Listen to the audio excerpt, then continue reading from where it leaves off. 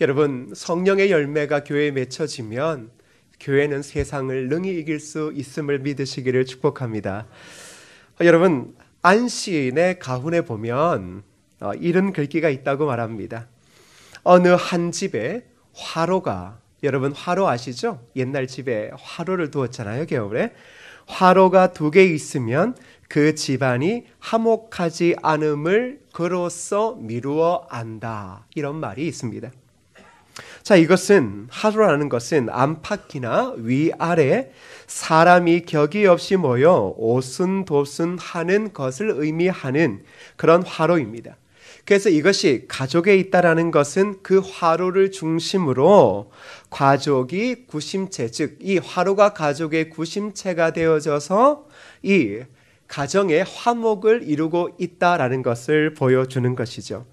그런데 여러분, 이 가정의 구심체가 되어지는 화로가 하나가 아니라 2개, 3개가 있다면 한 집안에 구심액이 여러 개가 있다는 것이 되고, 이것은 바로 화목이 분산돼 있다는 것을 의미하는 것입니다.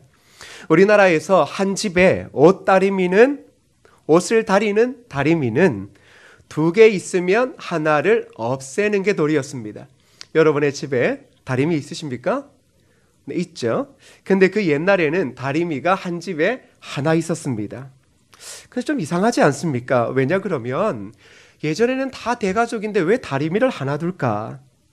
시집갈 때 혼수로서 다리미를 가져가는 것은 옛날 어른들에게 있어서는 금기로 되어 있었다라고 말합니다. 그 이유를 이렇게 설명해요. 즉, 다리미질 할 때 옛날 다리미질을 한번 떠올려 보십시오. 젊은 사람들은 잘 생각이 나지 않습니다. 근데 옛날 다리미질 할 때는 이제 이렇게 뭐 똑딱똑딱 소리가 나고 막 그러고, 그걸 이제 남자들 군대에 가시면 군대에 모포라는 게 있어요. 이불요. 제발 반응 좀 해주세요. 그 이불이 이렇게 사각형이니까 네모퉁이를 이렇게 잡아가지고 이렇게 털어요. 아시죠? 네. 이렇게 있으면 자꾸 이렇게 턴다고요. 무슨 말인지 아시죠? 이게 옛날에 집에서 이제 옷을 하고 이불을 하고 했을 때 그걸 이제 두드리고 그 다음에 무슨 다리미로 다리고 나서 이것을 할 때 뭐가 있어야 돼요? 혼자 해요? 못해요? 못하는 거죠. 그래서 이게 다리미질을 할 때 자칫 사이가 멀어지기 쉬운 시어머니와 며느리가 어떻게 할 수밖에 없어요?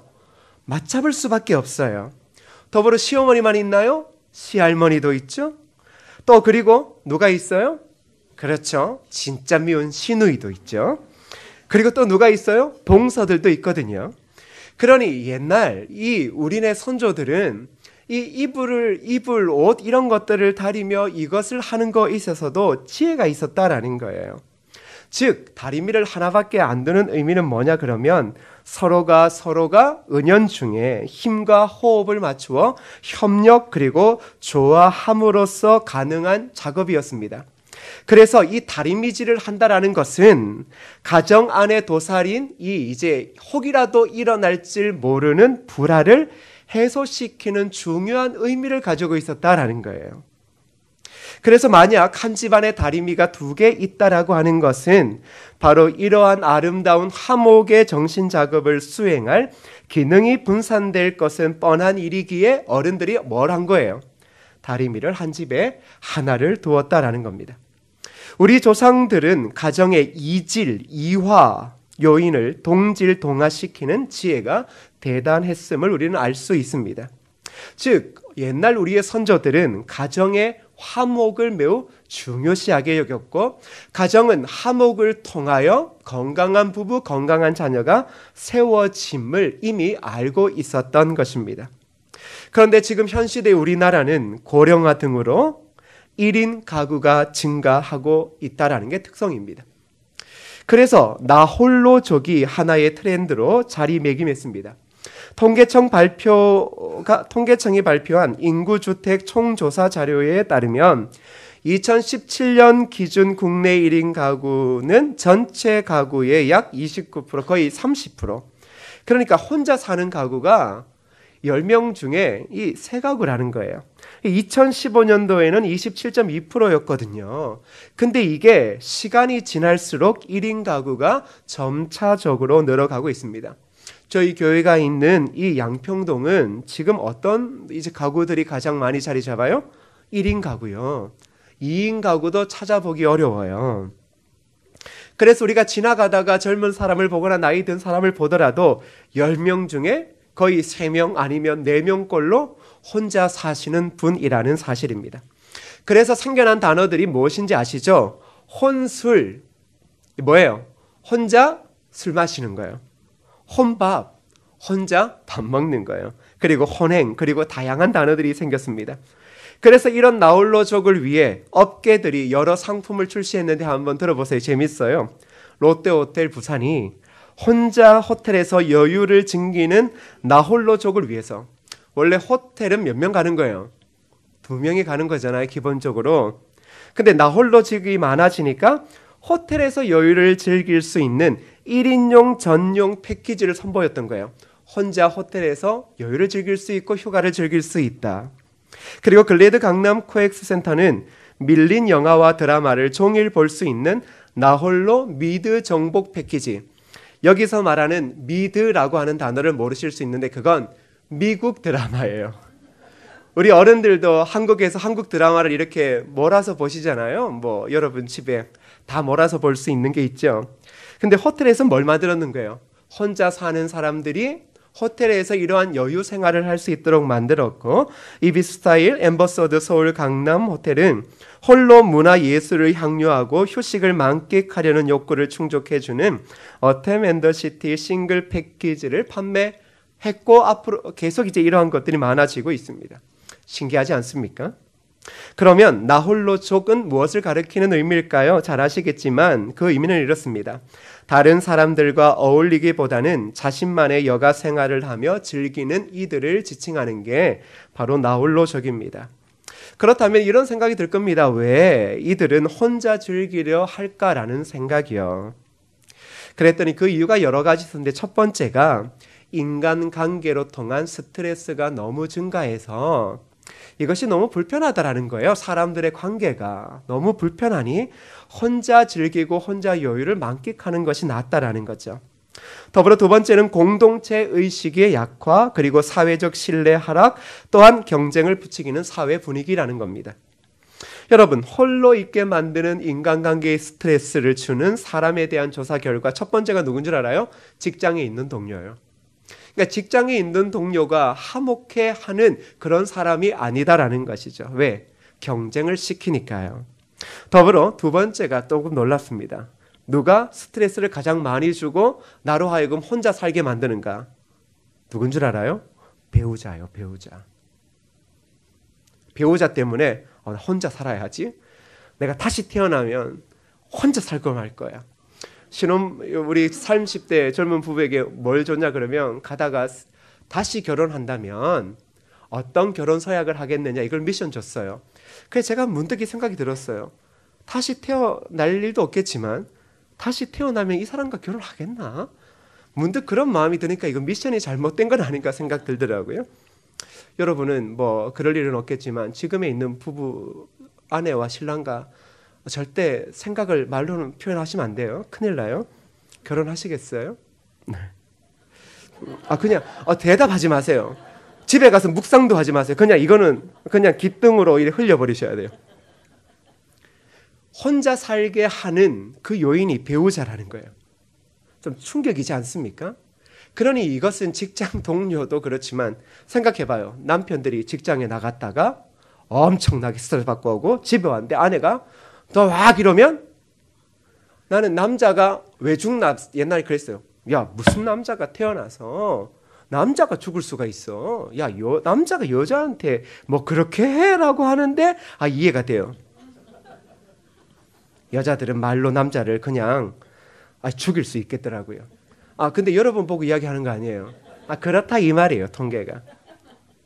오늘 또 밥맛이 없으시면 안 됩니다.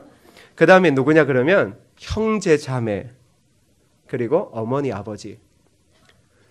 스트레스를 주는 사람이 우리가 좀 욕하고 싶은 그런 이 사회의 사람들이 아니라 가장 가까이 있는 사람들 때문에 혼자 살고 싶은 마음이 든다라는 거예요. 그런데 이 나홀로족은 그렇게 따져보면 모든 것들을 다 던져버리고 혼자 있으면 우리는 편할 거다라고 생각을 해요. 그럴 때가 있죠. 그런데 그들이 일상적으로 경험하는 감정의 변화가 한 가지가 있습니다. 뭔 줄 아세요? 다 좋은 것처럼 보이죠, 진짜. 여러분 막 그런 마음 막 생기잖아요. 나도 나 홀로족이 되어질 거야 라고 생각하는데 이들의 마지막 감정의 변화가 뭐냐 그러면 하지만 외롭다입니다. 하지만 외롭다. 하지만 외롭다. 일본에서는 이런 사람이 있어요. 돈을 주면 기차역에 나가서 나보고 잘 가라고 작별해 주는 사람이 있어요. 잘 가요. 근데 여기에 돈을 조금 더 주잖아요. 그러면 떠나가는 나를 보고 눈물까지 흘려져요. 잘 가요. 왜 그럴까요? 그것은 사람들이 일본 같으면 우리나라보다 훨씬 더 앞선 나라잖아요. 그런데 우리가 지금 겪고 있는 것들을 훨씬 더 앞서서 겪은 나라이기도 해요. 무엇을 이야기해줘요? 혼자 사는 것이 삶의 유익처럼 보이지만 이건 결코 그런 게 아니라는 거죠. 즉 사람은 고독과 외로움에서 벗어날 수 없다라는 것을 이야기해줘요. 그러면 이런 사회에 하나님께서 그리스도인과 그리고 그런 그리스도인들이 모여있는 공동체에게 주시는 말씀은 무엇일까요? 로마서 12장 18절의 말씀을 함께 볼까요? 로마서 12장 18절입니다. 함께 읽겠습니다. 시작. 할 수 있거든 너희로서는 모든 사람과 그래요. 사람들이 스트레스가 너무 심한 것 같아요. 그래서 스트레스로 인해 우리 몸에 있어야 되지 않을 질병들이 계속 생기는 것 같아요. 자, 그런데 어떻게 문제를 풀 수 있을까요? 풀 수가 없어요. 캠페인을 하고 노력을 하고 또 국가에서도 여러 예방을 하지만 이 고독과 외로움 또 스트레스를 해결할 수 없더라고요. 그런데 하나님은 그러한 시대에 교회와 그리스도인들을 세워 놓으셨어요. 그리고 이렇게 말씀하시는 거예요. 뭐라고요? 모든 사람과 더불어 화목하라. 그런 시대 가운데 하나님이 교회를 두신 것 그리고 성도를 두신 것은 다른 것이 아니라 바로 너희들이 모든 사람과 더불어 화목하라. 그것을 위해서 우리를 두셨다라는 겁니다. 여러분 로마서에서 번역되어진 이 화목은 이런 겁니다. 평화 가운데 사는 것 그리고 평화롭게 지내는 것, 평화를 지키고 화해하는 것의 의미를 가지고 있습니다. 하나님은 그리스도인들이 이렇게 나홀로족이 증가하는 이러한 시대의 아픔들 속에서 이렇게 말합니다. 너희들만 평화해서는 안 된다. 그것은 너희들의 삶이 아니고 너희는 모든 사람과 더불어 화목을 만들며 살아가야 된다. 그걸 위해 교회가 존재하고 그걸 위해 바로 네가 존재하는 것이다 라고 말합니다. 그러면서 우리가 평화를 지켜야 할 대상에 대해서 구체적으로 말씀하시는데요. 이렇게 말하죠. 모든 사람과 더불어 화목하라. 여러분, 우리 화목할 때 어떤 사람과 화목하면 좋겠습니까? 한번 생각해 보세요. 누구와 있으면 행복하다 이런 생각이 드시죠? 그런데 하나님은 너 그 사람과만 있어서 행복해라고 말씀하시지 않아요. 바로 모든 사람과 더불어 화목하라. 그것을 명령하시고 계셔요. 그런데 그 앞에 더 중요한 한 가지가 더 있어요. 이 구절이 이렇게 시작되었잖아요. 어떻게 해요? 그렇죠. 할 수 있거든. 잘 봐요. 이게 명령형임에도 불구하고 앞에 이거 보면 이거 하라는 건지 말라는 건지 모든 사람과 더불어 화목하라는 건지 말라는 건지 이해가 솔직히 잘 안 되죠. 우리나라 글로. 그런데 이것은 적어도 두 가지 의미를 가지고 있는데 오늘은 그 한 가지를 이야기하려고 그래요. 뭐냐 그러면 모든 사람과 화목하는 것이 어렵다. 이걸 먼저 이야기해주고 있는 거예요. 두 가지 의미 중 첫 번째가 잘 보세요. 주님은 우리로 모든 사람과 더불어 화목하라라고 명령하시면서 이렇게 이야기합니다. 그런데 화목하는 것은 어렵다. 그렇지만 너희는 모든 사람과 더불어 뭐하라? 화목하라. 그리고 다른 성경 구절에서는 너희가 화목함으로 하나님의 자녀임을 알게 될 것이다. 이렇게 계속 이야기하고 있어요. 여러분, 평화를 만들어내는 것, 모든 사람들과 평화를 만들어내는 것은 성경의 말씀대로 너무너무 어려워요. 그런데 여러분, 그리스도인은 뭐예요? 그 어려운 평화를 만들어내는 평화의 사도라는 거예요. 여러분, 우리가 마지막 날 딱 이 땅의 생명을 다 끝나고 하나님 앞에 가서 나는 이런 한번 이 농담을 주고받았으면 좋겠어요.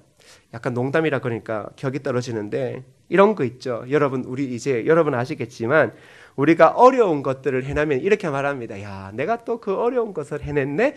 이런 이제 농담 아닌 유머가 있어요. 그래서 하나님 가서 뭐예요? 하나님, 제가 그 어려운 평화를 만들어냈는 거 아셔요? 그럼 하나님 뭐라 그러겠어요? 알지. 너 그 어려운 걸 만들어내더라. 우리가 마지막 날 하나님 앞에 가서 뭐 또 울고 짜고 내가 얼마나 고생했는데 뭐 그럴 수도 있지만 진짜 화목해하는 사람으로 부르심을 받은 사람들이 마지막 날 하면 딱 가면 하나님, 제가 그 어려운 것을 해냈어요. 하나님 놀라셨죠. 그럼 하나님 속으로 뭐라 그래요? 내가 너 안에 성령님 주셔서 다 하게 했지 라고 이야기하지 않으시고 너 잘했어. 너 정말 내가 그때 얼마나 기뻤는지 몰라. 여러분, 바로 그겁니다. 우리는 몇 사람과 화목을 만드는 게 아니에요. 모든 사람과 더불어 화목을 만들어야 돼요. 그 모든 사람은 정말로 내가 반기지 않는 사람들이 대부분입니다. 그럼에도 불구하고 하나님은 오늘 우리에게 성령 하나님께서 그런 평화를 만드는 열매를 우리에게 열매 맺게 하신다라고 말하고 있습니다. 제가 제주도 갔다라고 이야기를 했죠. 제가 제주도 가서 딴 거는 은혜를 안 받았어요. 차 타고 다니는 게 저는 고역이에요. 제가 늘 이야기하잖아요. 비행기 타도 피곤하고 차 타도 더 피곤하고. 갔다 와서 정말로 피곤했어요. 그런데 은혜를 어디에서 받았냐 그러면 가이드 여자분한테 은혜를 받았어요. 이 목사님하고 사모님이 왔으니까 얼마나 잘해주겠어요? 그런데 이분이 이제 교회를 다니시나 봐요. 그러니까 대부분 교회의 은혜로운 이야기를 해주시는데 정말 너무 은혜로운 거예요. 혼자 뒤에서 찡했어요. 그 한 가지 얘기가 이 마라도에 있는 얘기예요. 마라도에 가보셨죠? 마라도 가면 짜장면 팔아요. 마라도 짜장면 제가 먹어봤는데 맛있더라고요. 그런데 그 마라도를 저도 그냥 가서 작은 섬이니까 이렇게 한두 번 간 게 아니잖아요. 근데 이번에는 안 갔는데 그 이야기를 해주시더라고요. 그 섬에 이제 가장 높은 곳에 원래 등대가 있어요. 이 마라도가 이래 보시면 선착장이 조금 낮고 이제 거기서부터 이렇게 반대편으로 보면 이렇게 봉우리처럼 이렇게 솟아올라 있는 거예요. 기억해 보세요. 거기에 등대가 있고 그 옆에 조그마한 교회가 있어요. 그냥 아담한 교회. 몇 명이 들어가는지는 교회인지 몰라요. 그런데 이렇게 말하는 거예요. 그 교회가 태풍으로 인해 엄청난 태풍이 올 때 마라도가 무슨 버티림이 있겠어요. 그러니 이게 직격탄을 맞아서 교회가 거의 뭐 완전히 통째로 다 날아가 버렸대요. 그랬더니 거기에 계시는 목사님이 이게 얼마나 좌절되어지고 절망이 되어졌겠습니까? 그렇게 늘 언제나 교회가 있던 자리가 높으니까 거기에 앉아서 이렇게 있고 기도하고 또 선착작종을 늘 바라보시죠. 원래 섬에 있는 사람들이 배 들어오는 걸 바라보잖아요. 마라도는 더 그럴 거예요. 그런데 어느 날 이렇게 보니까 한 늦은 시간에 예쁘고 젊은 여자가 이 배를 타고 이제 마라도에 들어오는 거예요. 이제 주민이 아니면 들어올 사람이 없잖아요. 여행객도 아닌데.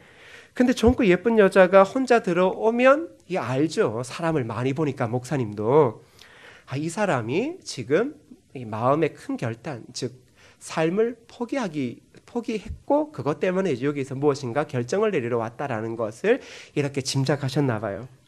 그러니 목사님이 이제 거기 있다가 이제 그 여자 뒤를 이렇게 줄줄 이제 따라가셨죠. 그래서 결국은 이제 어느 자리에 앉으셨어요. 그리고는 자신이 낙심된 이야기를 하셨던 거예요. 교회가 제가 목사인데 태풍으로 다 날아갔다고 절망하고 낙심하고 자신의 연약함을 이렇게 이야기하는데 그 젊은 아가씨가 처음에는 이렇게 거리감을 두다가 결국은 자신의 마음을 이렇게 열었던 거예요. 그게 뭐냐 그러면 이 여자가 이제 제주도에서 술집을 하고 술집의 아가씨예요. 그런데 술집에 오게 되어졌는 게 팔려왔는 거예요. 사채 때문에. 원래는 공부도 잘하고 좋은 대학 나오고 좋은 데 취직했는데 이 돈을 어떻게 잘못하다 보니까 결국은 젊은 처자가 제주도로 팔려왔을 정도면 이 처지가 얼마나 비참하겠어요. 그런데 늘 거짓말해야 되잖아요. 누구에게? 자신을 자랑스러워하는 부모님에게 거짓말을 해야 되잖아요. 이게 얼마나 불행한 거예요. 그러니 이제 그것을 그만두고 삶을 끊겠다라고 하는 그런 가장 안타까운 결단을 했던 거예요. 근데 목사님이 하나님의 은혜가 있어서 그 목사님을 통하여 결국은 그 자매를 하나님께서 마음을 변화시키신 거죠. 그리고는 결국은 다시금 삶을 살기 시작하고 결단하고 배를 타고 나갔습니다. 그리고 나서 어느 날 그 아가씨에게 연락이 왔대요. 목사님, 한번 육지로 나오셔서, 육지가 아니죠 제주도, 그러니까 무트로 섬으로 나오셔서 식사를 하자고. 그래 했을 때 목사님들이 뭐라고 물으신 줄 알아요? 그럼 목사님이 술집으로 가신 거예요? 이렇게 묻더라고요. 하여튼 목사님들 생각이 짙구죠. 술집으로 갔겠어요 설마. 그 식당으로 이제 안내를 해서 갔는데 그 식당에 그 아가씨와 같은 처지에 있는 젊고 예쁜 아가씨들이 그렇게 많았대요. 그리고는 목사님에게 한결같이 감사하다라고 인사하고 쉽게 말하면 죽었던 거잖아요. 그러니까 죽은 친구를 살려주셔서 감사하다라고 식사 대접을 다 한 뒤에 그들이 이제 봉투를 하나 내미는 거예요. 목사님 이야기 들었어요. 교회가 다 날아갔다면서요. 그래서는 그들이 돈을 줘서 그걸 통해서 교회를 다시 지었어요. 그래서 제주도에 어떤 소문이 있냐 그러면 이거예요. 마라도 교회는 술집 아가씨들이 헌금을 해서 지은 교회다. 그런데 그 의미는 훨씬 더 넓은 겁니다. 무슨 말인지 아시죠? 그리고 난 후 그 아가씨가 다니던 이 술집이 어느샌가에 금방은 아니었겠죠. 시간이 지나서 다 망하고 없어지고 그 주인도 사라지고 그 아가씨가 선교사가 되었다라고 이야기를 해요. 근데 이게 약간 설이 몇 가지가 있는 것 같더라고요. 그런데 교회는 그렇게 세워진 거예요. 그리고 나서 이제 그 가이드가 이렇게 이야기를 해요. 참 감사했던 게 마라도의 그 목사님은 바로 그와 같이 제주도에서 많은 사람들을 살린 분이라고 가이드가 그렇게 이야기할 정도면 이 얼마나 감사한 일이에요. 그때 마음이 찡했어요. 바로 믿음의 사람들이 살아가는 게 그런 거다. 모든 사람들과 더불어 화목하는 것 매우 어렵지만 우리가 그리스도를 가지고 있고 생명이 그리스도에게 있음을 알기에 그렇게 삶에 절망하고 소망을 잃어버린 사람들의 곁에서 그저 따뜻한 말 한마디를 해주는 것이 나중에 시간이 흐르면 바로 그 사람을 통하여 사람들의 마음에 평화가 만들어진 것을 우리는 보게 되어지는 것입니다.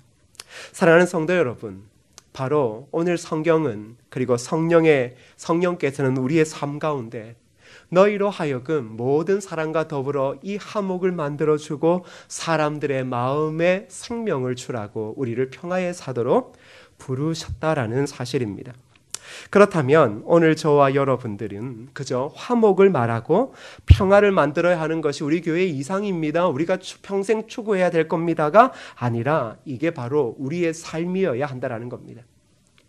평화를 만들어내는 것, 화목을 이루는 것이 바로 저와 여러분, 그것이 우리의 삶이어야 되고 그것이 우리의 예배여야 된다는 겁니다. 모든 사람과 화목하기 쉽지 않음을 압니다. 그러나 성경은 우리로 하여금 할 수 있거든 모든 사람과 화목하라고 이야기를 합니다. 평화를 만드는 것도 어렵고 유지시키는 것도 어렵습니다. 왜냐 그러면 우리의 뼈를 깎는 고통이 있어야 하기 때문입니다. 그럼에도 불구하고 하나님은 그 어려운 평화를 누가 만들어낼 수 있다라고 말합니까? 바로 예수 그리스도를 구주로 믿고 그리고 구주로 믿을 때 성령이 내주하고 계시는 믿는 자들은 이 거룩한 평화를 만들어낼 수 있다라고 말합니다. 여러분, 이렇게 기억하셔야 돼요. 오늘 우리가 가장 힘들어하고 있는 그 자리가 있을 거예요. 그렇죠? 정말 힘들다. 그래서 떠나고 싶다. 여기에서 내 삶의 유익은 전혀 보이지 않는다. 그게 교회일 수도 있고 가정일 수도 있고 삶의 자리일 수도 있어요. 그런데 그때 저와 여러분들이 생각해야 될 것은 그것은 내가 떠나야 할 자리가 아니라 바로 그곳에 내가 있어야 할 자리고 바로 그곳에서 내가 평화를 만들어야 하는 자리임을 기억해야 합니다. 주님의 십자가가 선 곳은 어디였습니까? 바로 어느 누구도 서지 않으려고 했던 가장 참혹한 곳이었습니다. 그리스도인들은 바로 그렇습니다.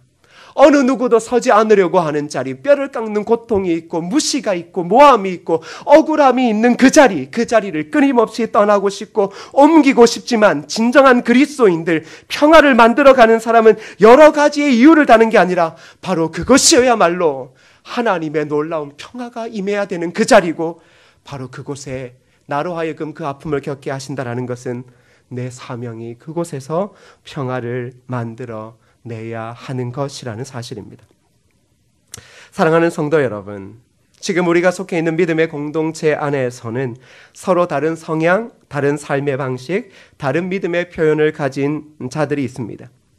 그러기에 저와 여러분들이 이 땅에 평화를 만들어 가고 이 땅에 어려운 사람들의 관계 속에 들어가 하나님과의 관계를 회복하고 사람들과의 관계를 회복하기 전에 우리가 이 평화의 힘을 받는 곳이 어딜까요? 어디겠어요? 교회 공동체요. 바로 평화를 만들어주기 전에, 평화를 흘러보내기 전에 그 평화가 믿는 자들이 있는 교회 공동체 가운데서 흘러나와야 돼요. 우리가 이 말씀처럼 할 수 있거든 모든 사람과 더불어 화목하는 것이 교회 공동체 가운데서 끊임없이 흘러넘칠 때 바로 그 힘을 가지고 이 세상에서 화목해 하는 사람으로 설 수 있는 거예요. 그래서 교회가 자꾸 뭘 이야기를 합니까? 함께 모입시다, 함께 일합시다, 놀아도 함께 놀고 울어도 함께 놀고 싸워도 함께 싸웁시다. 이제 이렇게 이야기하는 거예요. 왜요? 함께 있을 때 화목을 만들어내는 것이죠. 그렇다면 화목함을 이루기 위해 저와 여러분들 그리고 교회의 성도들이 가정이나 삶의 자리에서 부지런히 노력해야 할 것이 있습니다. 그게 뭘까요? 그건 대화입니다. 따라할까요? 대화. 그렇죠. 화목을 만들어내는 것은 결국은 대화예요. 자, 에베소서 4장 29절의 말씀을 읽어볼까요? 시작. 무릇 더러운 말은 너희 입 밖에도 내지 말고 오직 덕을 세우는데 소용되는 대로 선한 말을 하여 듣는 자들에게 은혜를 끼치게 하라. 그렇습니다. 우리의 대화에서 언어가 차지하는 비율, 즉 말이 차지하는 비율은 몇 프로인 줄 아세요? 7%밖에 되지 않아요. 그리고 이제 억양 이런 것들이 한 20 몇 프로고 나머지 거의 50%가 넘는 게 뭐냐 그러면 이제 말로 표현되지 않는 우리의 얼굴, 우리의 표정, 우리의 행동들이에요. 자, 그런데 이 모든 것들이 교회 가운데서 화목을 만드는 매우 중요한 것이라고 성경은 이야기를 하고 있는데 먼저 뭐라고 이야기를 합니까?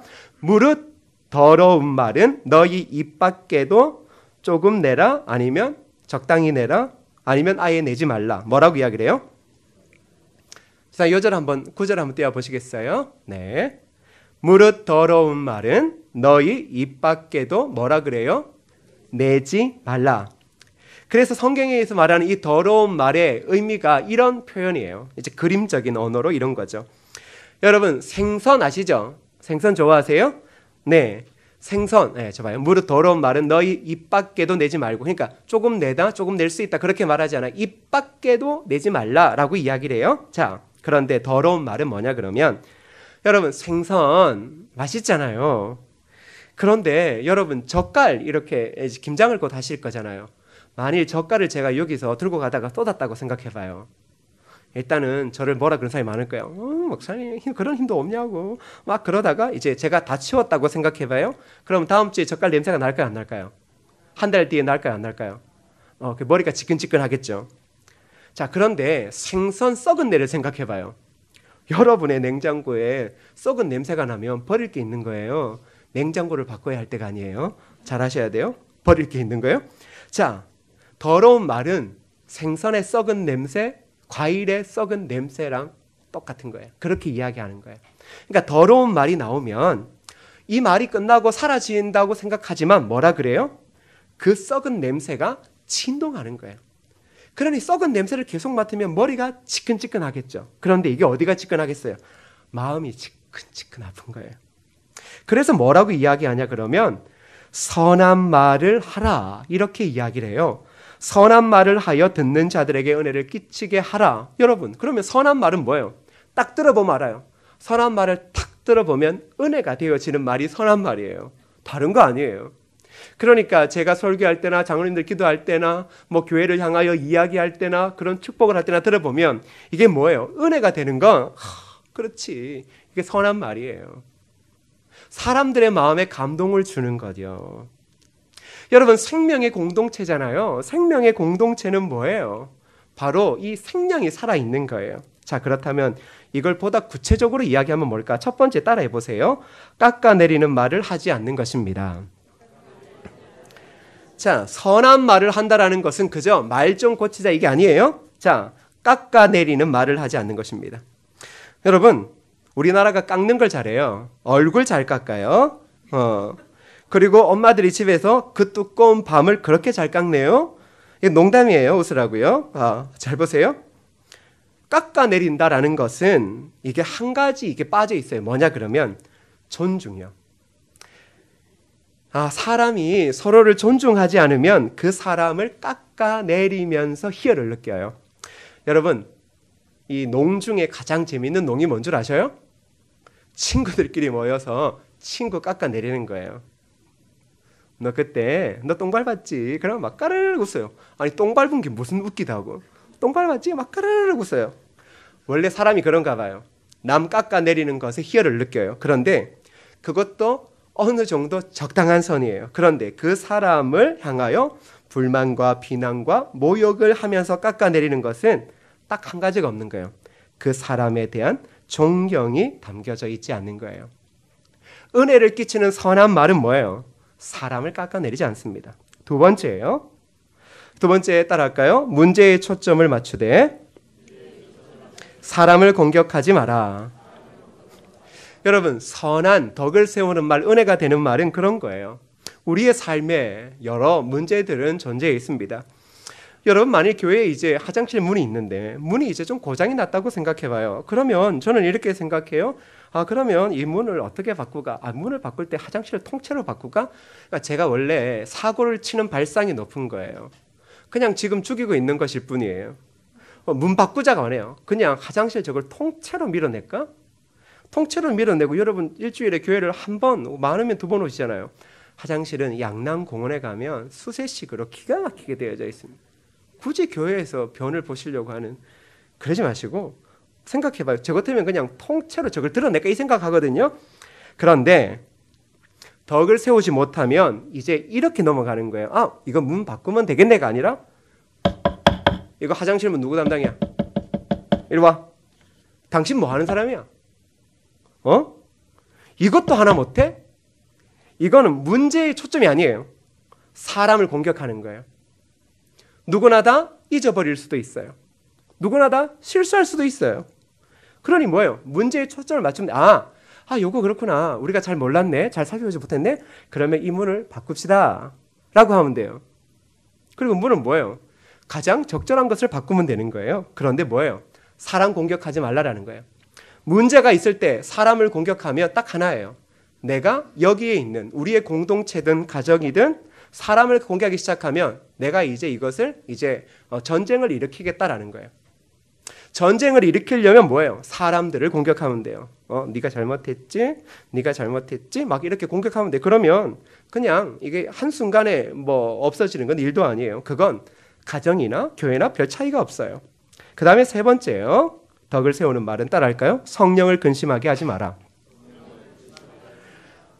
가장 이제 우리가 쉽게 생각하면 될 거예요. 말을 잘할까 아니라 내가 이 말을 하면 성령께서 진짜 고개를 털썩 떨구시고 땅바닥에 주저앉아가지고 쟤 또 저런다. 쟤 또 저런다. 진짜 너무 힘들다. 이거 하지 말라라는 거예요. 성령 하나님께서 그러시겠냐마는 성령을 근심하게 하지 말라라는 거예요. 뭐요? 내지 않아야 될 말들로요. 이건 화목을 만드는 게 아니에요. 성령이 나 때문에 내가 말하는 말 때문에 늘 근심하며 너도 힘들다 나도 힘들다 야 진짜 나 얘 마음이 못 있겠다 아니 그러지 하겠냐마는 그거 하지 말라라는 거예요. 그게 덕을 세우는 말이에요. 그래서 덕을 세우기 위해 다음을 고려해야 돼요. 여러분 교회나 가정이나 여러분의 삶의 자리에서 첫 번째 덕을 세우기 위한 말을 하기 전에 고려해야 될 것이에요. 하기 전에 첫 번째 따라할까요? 도움이 되는 말인가? 그래요. 은혜를 끼친다라는 것은 이게 내 가정, 내 직장, 내 교회, 믿음의 사람들이 모여있는 모든 삶의 자리에서 내가 덕을 세우고 은혜를 끼치는 그 말, 그래서 화목을 만들어내는 그 말은 첫 번째 뭐예요? 도움이 되는가? 내가 말이 이게 지금 도움이 되는가? 두 번째, 따라할까요? 건설적인 말인가? 건설, 이게 뭐냐 그러면 건설적이다라고 하는 것은 어디에 존재하냐 그러면 생명력이 있는 곳에만 건설적인 거예요. 생명력이 없는 곳에는 건설적이지 않아요. 왜? 죽은 것이 무슨 의미가 있겠어요. 그런데 교회는 살아있는 생명체예요. 살아있는 체거든요. 그러니 교회가 말씀을 통하여 날마다 건설적으로 발전해 나갈 수밖에 없고 믿음의 고백이라는 것도 따지면 우리의 말로 건설적인 거예요. 그러니 뭐라고요? 은혜를 끼치는 말은 이런 거예요. 그냥 시체처럼 만들어 버리는 것은 딱 들으면 뭐예요? 차가워요. 아, 죽었구나 싶은 거예요. 딴 거 없어요. 자기 자신이 잘하는 거죠. 그러니 뭐예요? 생명력 있는 교회에 덕을 세우고 화목해 하는 말은 내가 이야기할 때 건설적인 말인가를 생각해보라는 거예요. 그런데 이 건설적인 말을 할 때 중요한 게 있어요. 뭐냐 그러면 이게 내 말이어야 돼요. 그러니까 옆에 있는 사람이 하는 말을 가지고 자꾸 뭐라고 이렇게 하는 그 버릇을 그만두라고요. 왜 옆 사람 이야기를 가지고 자기 이야기를 해서 같이 하고 자기 이야기를 또 옆 사람이 누가 그런다고 해서 또 그래서 그렇게 해요. 들어보면 그런 이야기들의 거의 100%는 이거 사람의 마음을 정말 힘들게 해요. 이거 지금 우리가 모르는 게 아니잖아요. 은혜가 되나 안 되나 그것만 따져도 다 끝나는 거예요. 세 번째, 따라할까요? 긍정적인 말인가? 그래요. 저와 여러분들이 오늘 주일날 교회에서 이제 예배 끝나고 이제 식사하고 할 거잖아요. 긍정적인 말인가 생각해봐요. 가장 무서운 사람들이 그거예요. 생각하는 것을 그냥 바로 입 밖으로 내는 사람. 그래서 요즘에 개그맨 중에 양생이라는 게 뭐냐고 그러면 웃기려고 그냥 말을 실수를 딱 해놓고 생각했던 말이 그냥 바로 나왔네. 이제 이렇게 얘기를 해요. 생각했던 말이 바로 나오면 사고 치는 거예요. 그래서 무엇인가를 들으면 성경이 뭐라 그래요? 듣기는 속해야 돼. 말은 뭐요? 천천히 하라는 거예요. 왜? 지금 머리에 그 말을 듣고 생각나는 대로 했다가는 사고치기 딱 알맞거든요. 그러니 우리가 하는 말이 긍정적인 말인가? 그 다음에 네 번째 따라할까요? 적절한 말인가? 그래요. 제가 지금 이 컵 이야기를 하면 컵 이야기하면 돼요. 그쵸? 컵 이야기하면 돼요. 근데 컵 이야기하다가 야 컵이 이거 봤지? 내가 저 어디 프랑스 가니까 컵이 이게 이쁘더라? 그러다가 야 내가 저 프랑스에 갔더니 프랑스에 그 아주 유명한 박물관이 있던데 이제 그런 식으로 해서 말이 자꾸 가면 이게 뭐야 돼요? 사람 힘들게 돼요. 컵 이야기하면 이 컵에 맞는 적절한 이야기인가? 이게 교회나 우리의 전도회나 부서나 어떠한 말들이 있을 때 이 주제가 있으면 내가 덕을 세우기 위하고 화목을 만들 때는 거기에 적절한 말인가를 생각해 보라는 거예요. 그 다음에 마지막째 따라할까요? 은혜로운 말인가? 그래요. 딴 거 없어요. 내가 이 말을 하면 모든 사람이 은혜를 입을까 생각을 해보라는 거예요. 은혜요. 사랑하는 성도 여러분, 평화를 만드는 우리가 교회 공동체, 믿음의 가정 안에서 화목을 만일 이루지 못한다면 어찌 이 땅에 나가서 주님의 말씀처럼 할 수 있거든 모든 사람과 더불어 화평하라고 하는 그 사명을 감당할 수 있겠습니까? 비록 우리가 이 모든 사람과 할 수 있거든 평화를 만드는 것이 매우 어렵지만 그러나 하나님은 오늘날 교회와 성도들에게 이것을 원하시고 있고 그리고 점차적으로 세상의 사람들과의 관계적인 스트레스로 인하여 스스로 혼자 살아가는 것이 편하다 하면서도 결국은 외로움과 고독감에서 영원히 절망하고 있는 그들을 위하여 하나님은 교회를 두셨고 그리고 성도를 두셨다라는 겁니다. 저와 여러분도 어쩌면 마음이 찢어질 듯한 아픔도 있고 평화를 못 누릴 수 있지만 기억하십시오. 지금 이 자리에서부터 우리의 믿음의 가정에서부터 그 평화를 만들어 가야 됩니다. 그리고 그 평화를 이 땅 가운데 드러내야 하는 것입니다. 저는 우리 교회가 그리고 우리 교회 모든 성도들이 화목을 이름으로 이 땅의 모든 사람이 저들은 하나님의 자녀임을 아는 은혜가 있으면 좋겠습니다. 그래서 지난주에 화목은 용서함으로 나타난다라고 이야기했죠. 더불어 더 중요한 것은 참된 화목은 용서를 하기도 하지만 더불어 용서를 구함으로 화목을 만들어 갑니다. 내가 잘못했을 때 자존심 상해하지 마십시오. 내가 잘못했을 때 기꺼이 인정하며 용서를 구하는 것이 화해하지 아니하고 큰 분란을 일으켜 평화를 깨는 것보다 훨씬 유익을 만들어내는 것입니다. 그러기에 우리가 혹이라도 미안한 감정들이 있으면 여러분 남자든 여자든 옛날뿐이든 현대인들 뿐이든 그저 미안합니다라고 기꺼이 말하십시오. 그러면 하나님이 그 사람에게 평화를 주시고 하나님은 그 평화를 통하여 또 다른 평안을 만들어 가십니다. 더불어 하나님 앞에 우리가 회개해야 할 것이 있다면 기꺼이 회개하십시오. 주님은 우리의 그 과거의 죄를 하나도 기억하지 않으시고 오히려 눈물로 기도하는 우리를 품에 안으시고 우리를 축복하신다라는 것입니다. 사랑하는 성도 여러분, 우리가 이 안에 이제 마지막을 달려가고 있는데 잊지 마십시다. 우리는 평화의 공동체로 존재해야 됩니다. 끊임없이 생명력 있는 교회가 평화를 만들어내고 또 평화를 만들어내고 또 용서하고 또 용서를 구하고 미안함을 인정하고 기꺼이 회개함을 통하여 끊임없는 하늘의 평화의 은혜를 만들어내야 됩니다. 그리고 나서 그 은혜를 이 땅 가운데 그렇게 홀로 이름도 없이 죽어가고 있는 수많은 영혼들에게 그것을 들고 나가 하나님과 그 사람들 사이에 평화의 중재자가 되어 그들에게 참된 그리스도의 평화를 전해야 할 것입니다. 마지막 잊지 마십시오. 평화를 만들어내는 그 사람, 세상이 전혀 기억하지 못할 수 있습니다. 평화를 만들어내며 그 어려운 자리에, 그 가장 낮은 자리, 십자가를 지는 자리에 내가 평생도록 뼈를 묻어도 어느 누구도 인정해 주지 않을지 모릅니다. 그러나 마지막 날 주님이 우리를 보실 때 바로 우리를 향하여 너 잘했다 그러실 겁니다. 그것을 위해 지금 우리는 때로는 고난, 떠나고 싶은 자리, 전혀 내 삶의 내 신앙의 유익이라고 하는 것은 전혀 따지고 봐도 존재하지 않는 것 같은 그 자리를 지키는 이유는 바로 우리가 하나님의 말씀을 따르는 사람이고 하나님의 말씀대로 평화를 만들어야 되는 평화의 사도이기 때문에 그렇습니다. 오늘 저와 여러분 비록 할 수 있거든 어렵겠지만 그럼에도 불구하고 그 어려운 평화를 만들어내는 거룩한 하나님의 백성 성도 되어지기를 주님의 이름으로 축복합니다. 여러분 이 시간 잠시 눈을 감아 볼까요?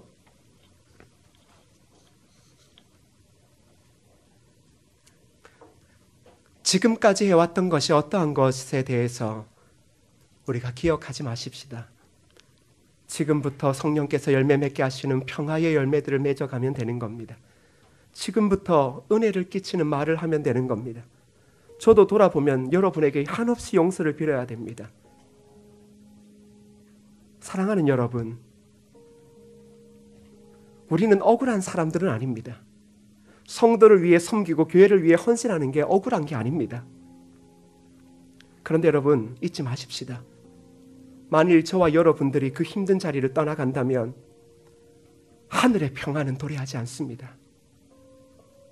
가장 어려운 자리, 십자가와 같은 자리에 저와 여러분이 있다면 그건 도망가라고 이야기를 하고 그것이 너에게 유익하지 않다라고 주님 이야기하시는 게 아니라 바로 그것이 너의 십자가임을 이야기해주고 그 십자가에 네가 죽음을 통하여 한없는 평화를 만들어낼 것이다라고 말해주고 있습니다. 여러분 잊지 마십시오. 이리저리 다른 생각을 하고 한다고 해서 해결될 것은 없습니다. 그리스도인은 그런 사람들은 아닙니다. 회피해서 문제를 해결할 수 있는 사람도 아닙니다. 오히려 주님은 가장 어려운 자리에 있다라는 것이 복이다라고 말합니다. 오늘 어느 자리에 서 있습니까? 어떠한 무거운 직책, 사명을 가지고 있습니까?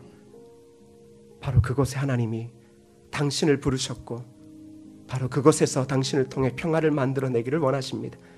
이 시간 기도하실 때 하나님, 내가 주어진 이 가장 고귀한 자리 평화의 사도로 서게 하여 주옵소서.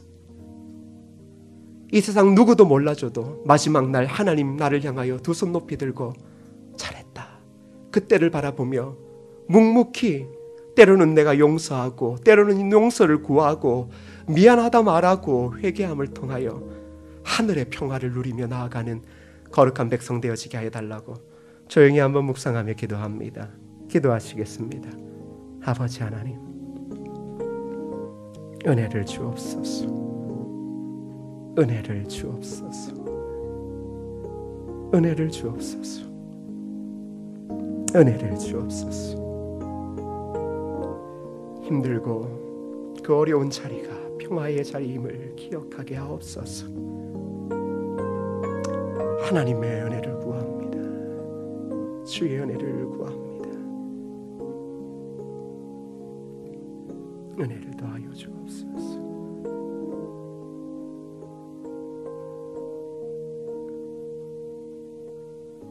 거룩하신 아버지 하나님, 할 수 있거든 모든 사람과 더불어 화목하라고 하는 그 말씀을 쫓아 평화의 사도로 이 땅 가운데 세워주게 하셔서 감사합니다.